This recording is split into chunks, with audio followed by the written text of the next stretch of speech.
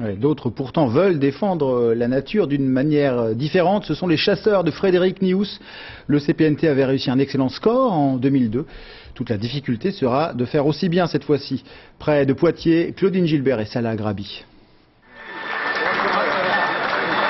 Il est leur héros ce soir. Le candidat des chasseurs se présente comme un type de la campagne, quelqu'un comme eux. À Jardres, 800 habitants au cœur du Poitou, terre de chasse, de pêche et de tradition, Frédéric Nious arrive en terrain conquis. Première cible, les écologistes.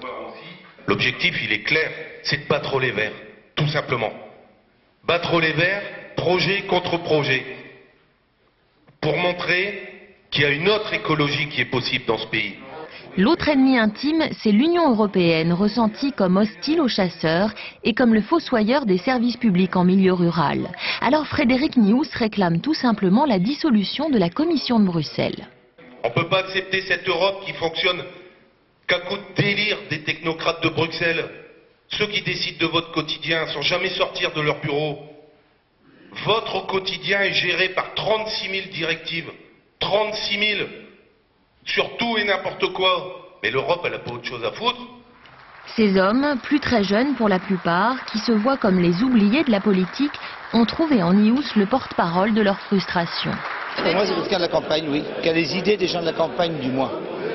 Ce que les autres n'ont certainement pas. On voit bien que la campagne se meurt.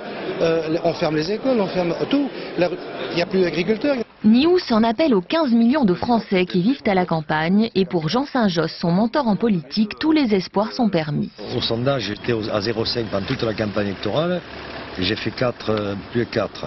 Là, il est à 1, c'est-à-dire le double. Vous voyez où ça peut nous mener. En présentant cette fois-ci un visage rajeuni du lobby de la chasse, CPNT espère séduire plus largement dans l'ensemble du monde rural.